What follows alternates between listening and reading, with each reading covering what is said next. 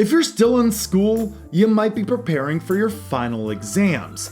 If you are, I hope it goes better for you than it goes for the characters in this movie. Welcome to the HellBound Horror Show.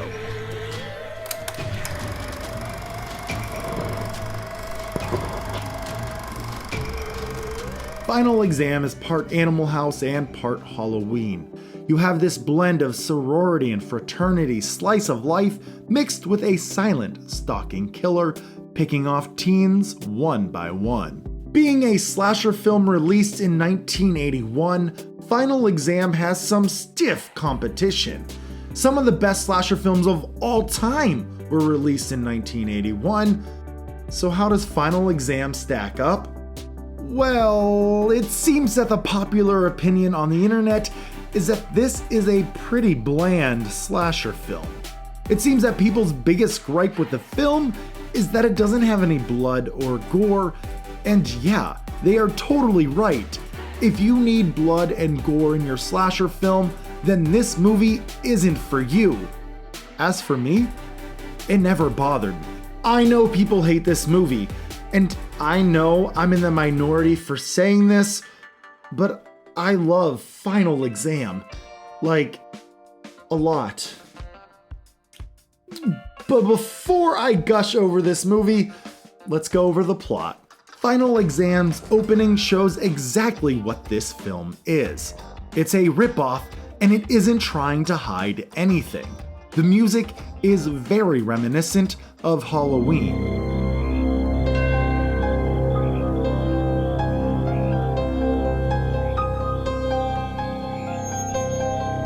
We get a couple in a car.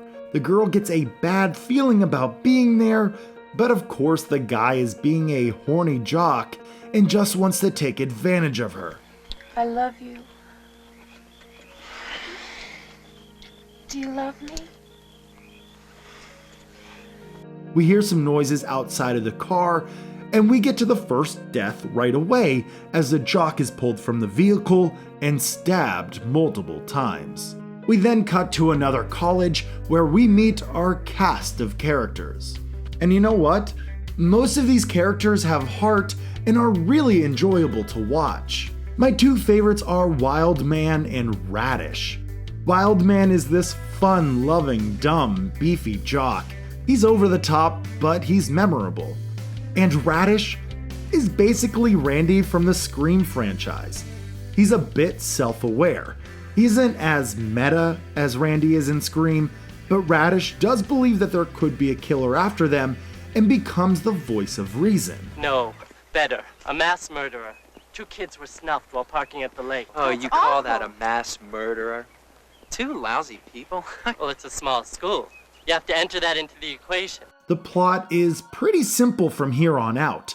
It's final exam week, so many students are packing up to go home, while a few have an exam or 2 left. A killer comes onto campus and kills the kids one by one. It's generic, but the characters are what keeps the film engaging.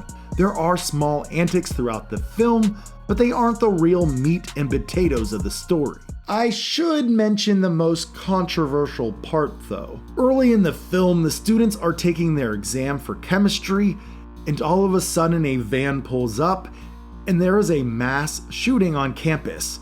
Turns out that it was a prank by a fraternity to cause a disruption so that one of the fraternity members could cheat on his test. Not cool, movie. The film is very character driven, and I enjoyed that. Sure, the deaths don't have a lot of blood or gore, but there is something creepy about seeing a guy violently stabbing someone from a distance. We should probably talk about the killer. There is no backstory, no identity given, and no motive. He's simply a guy who kills. People scoff at this movie for having such a lame killer, but I think it works. I'm tired of an over-explained killer.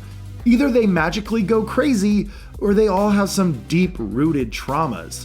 It was ballsy to just have a killer be a killer, but I think it's incredibly realistic and very creepy.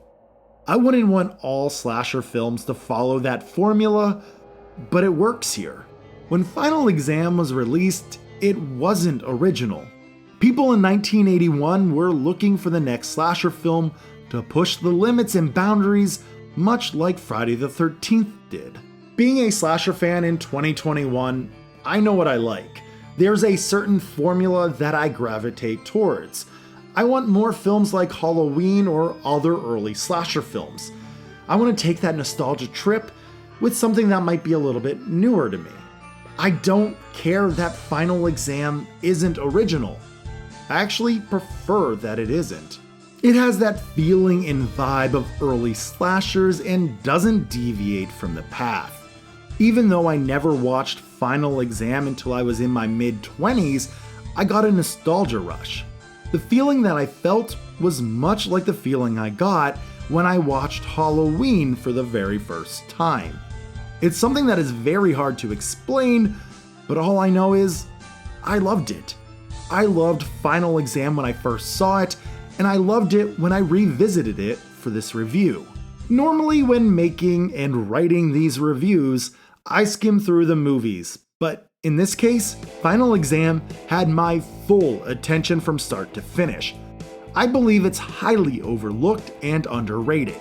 It won't satisfy any gorehound, but if you're looking for a character-driven slasher film that takes heavy inspiration from Halloween with a mix of Porky's, then this film is for you. This is one of my favorite slasher films of all time, and I just want to give it the respect that it deserves.